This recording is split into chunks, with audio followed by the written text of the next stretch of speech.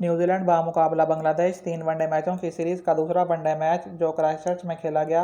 बांग्लादेश ने पहले बैटिंग करते हुए मुकर्ररा 50 ओवर्स में 6 विकेटों के नुकसान पर 271 रन स्कोर किए। कप्तान तमीम इकबाल ने 78 रन की इनिंग्स खेली।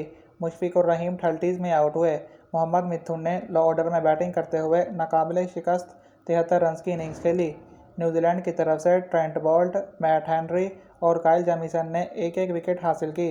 बांग्लादेश के 271 रन के जवाब में मार्टिन गप्टिल ने 20 रन बनाए।